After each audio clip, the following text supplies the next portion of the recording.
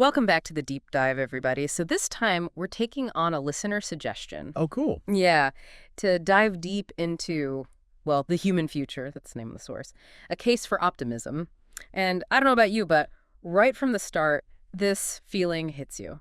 Like, humanity's at this crossroads, Yeah, totally. It's like that accelerating change thing they talk about right up front. It's not just tech getting faster. It's everything, like all these fields just booming at the same time.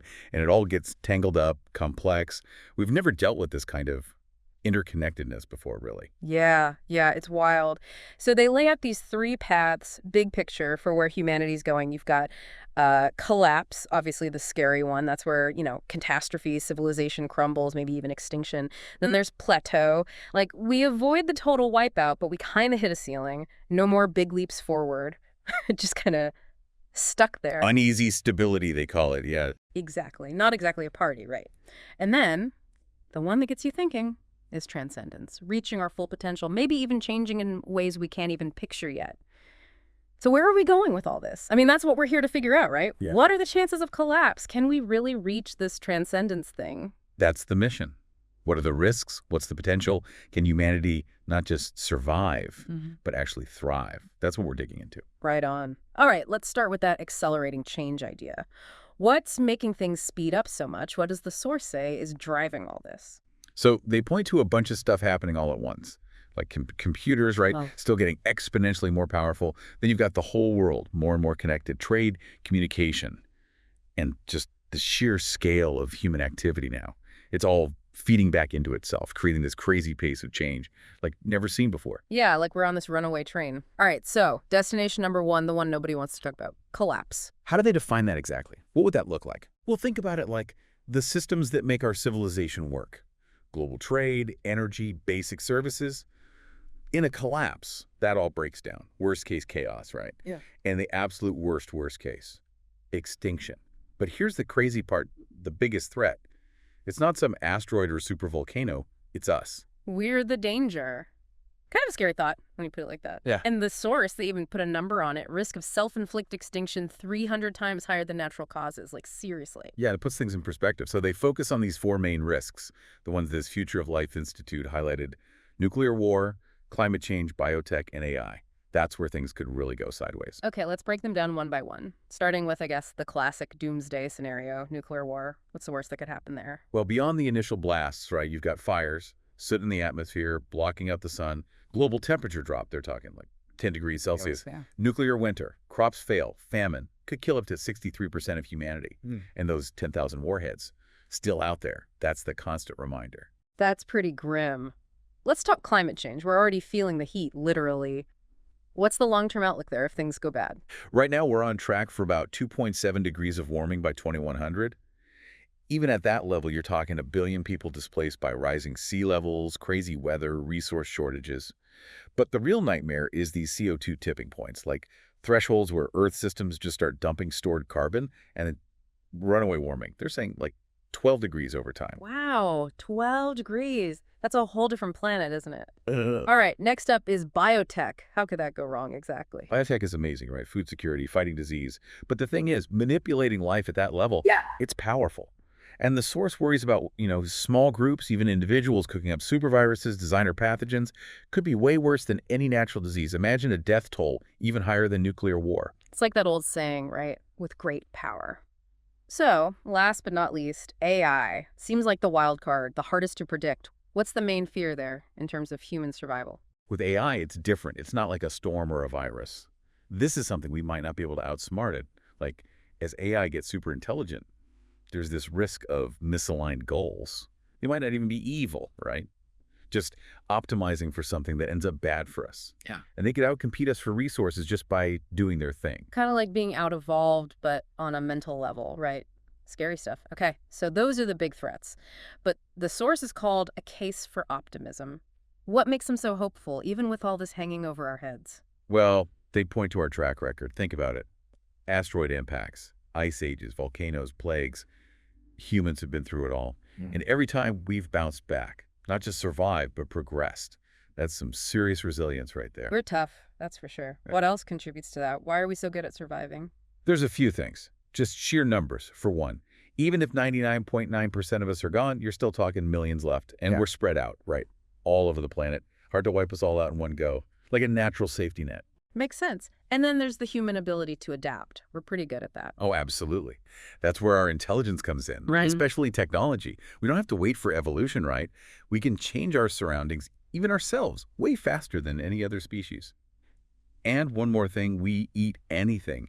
That helped us through past extinctions. The omnivore advantage. Okay, so we've got some things going for us even with those threats. But what about civilization itself? How much can it take and still recover? Like, how fragile is it really? That's a great question. They bring up the Black Death.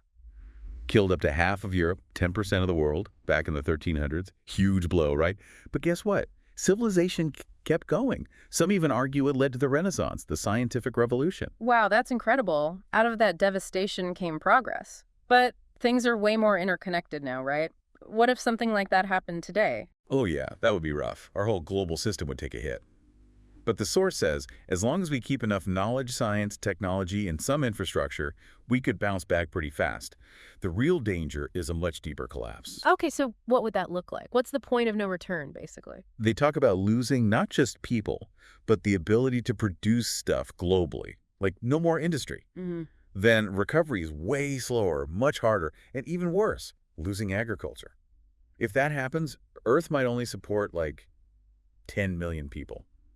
Back to the Stone Age, basically. That puts things in perspective. They also mentioned this minimum population number for recovery. Yeah, something like 100 to 5,000 people. Less than that, you get genetic bottlenecks. Makes the species vulnerable. So scary stuff to think about. But they also say the real tragedy of extinction isn't just the people who die, it's the potential that's lost, right? Exactly. The real threat might not even be one big apocalypse, but a chain reaction. Like one disaster after another until everything falls apart. They even mentioned this 2009 thought experiment. Oh, what was that about? So it was this multi-phase extinction scenario. Phase 1, population crashes because of war, industry, and agriculture collapse. Phase 2, the remaining resources run out over a couple centuries. And Phase 3, ecosystems collapse, maybe a supervolcano, Earth becomes uninhabitable. That's a pretty bleak picture. And they really drive home the point about the loss, right? It's not just us, it's all the generations that could have been. Billions, trillions of people, future discoveries, space exploration, everything we've created gone, not just from Earth, but from the galaxy, maybe even the universe. Makes you realize what's at stake. Yeah. So what can we do? They mentioned the Svalbard seed bank. Yeah, that's in Norway. It's basically a backup for our crops. Over 1 million seed samples in case we need to restart agriculture. But they also talk about even crazier ideas, like lunar arcs. Lunar arc. Sounds pretty sci-fi. What's that about? Think of it like a Noah's Ark, but on the moon. Store genetic samples in these lava tubes. Super safe from anything on Earth, even radiation. Like a backup for Earth's biodiversity. Okay, that's actually pretty cool.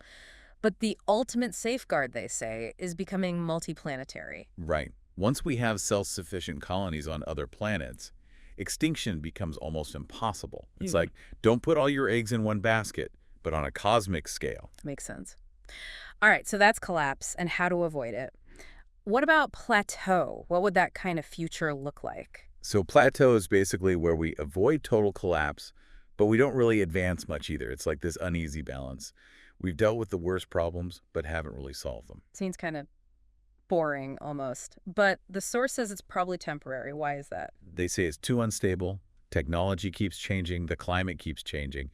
And then there's just natural stuff that's going to happen. If we stopped all emissions today, we're still heading for another ice age eventually. Not to mention supervolcanoes, right? And that 27 million year extinction cycle thing. Exactly. And ultimately, in 1 billion years or so, the sun's getting hotter, the oceans will boil away, Earth becomes uninhabitable no matter what. So even if we solve all our problems, the universe has other plans. That's a pretty wild thought. Which brings us to transcendence.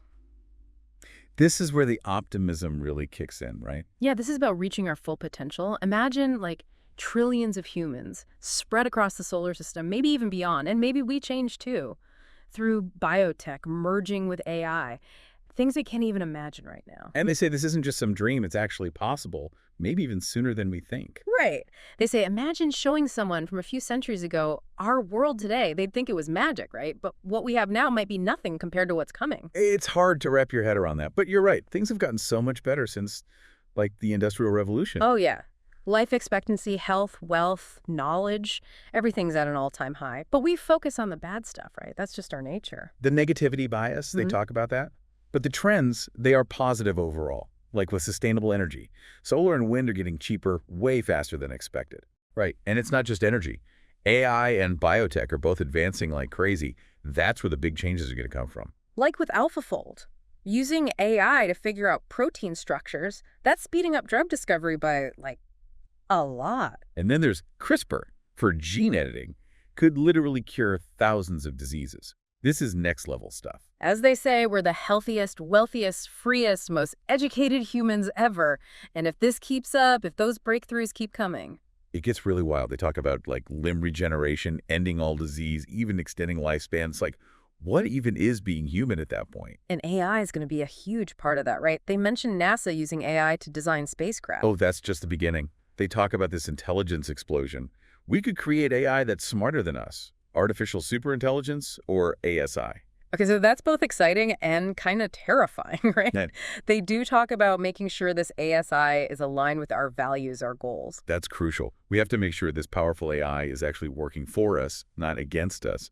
That's the challenge, but also the opportunity. So if we can pull that off, they paint this amazing picture. No more disease, no more hunger, a stable climate, and we're out there exploring the stars. And imagine the art, the music, the culture could be totally different from anything we know. It's like beyond comprehension for us right now. And that's just in the next few centuries. They even talk about the really long-term stuff, like the Kardashev scale. Just so everyone's on the same page, can you explain what that is? Sure. It's basically a way to measure how advanced a civilization is based on how much energy they use. Type 1 can use all the energy on their planet. Type 2 can use their entire star's energy. And type 3 is like the whole galaxy, right? Exactly. So they talk about this study that says if we keep going like this, we could hit type 1 by 2371, and then type 2 maybe just a few thousand years after that. That's some serious energy. And if we make it that far, they talk about truly huge populations, like quadrillions of people spread across the galaxy. And we might not even all be human anymore, right? Could be all sorts of different offshoots, some merging with machines, some staying biological, adapted to all sorts of environments. It's mind-blowing. And then they ask this really deep question. What's humanity's purpose, you know? Are we meant to colonize the galaxy, to outlive the stars themselves? Those are some big questions for our descendants to figure out. But they also give us a more concrete goal, something to work towards right now. Oh. Saving Earth. Literally. As the sun gets hotter, we could maybe move Earth further away, keep it habitable for billions more years. Wow. That's a pretty amazing legacy. So basically the source is saying, unless something truly crazy happens, we have a good shot at this incredible future. That's the case for optimism. If we can handle the risks we know about, we have the smarts, the resilience, the tech, to not just survive, but to really thrive, and maybe even spread life beyond Earth. So after all this, what's the biggest thing you take away from the human future? What should our listeners think about? It's the combination of danger and potential. The risks are real, we have to take them seriously, but at the same time, there's so much to be hopeful for. We're adaptable, we innovate, and the future is full of possibilities. We talked about collapse, a real threat, but not a guaranteed one. Plateau, which seems unstable, temporary. And then transcendence, which is almost beyond imagination. It all comes back to that crossroads, right? The choices we make now, they really matter. And as the source says, never underestimate the human race. That's a good reminder for all of us, right? To think about what we want the future to be and what role we're going to play in creating it. Couldn't have said it better myself. Thanks for joining us for another deep dive. See you next time.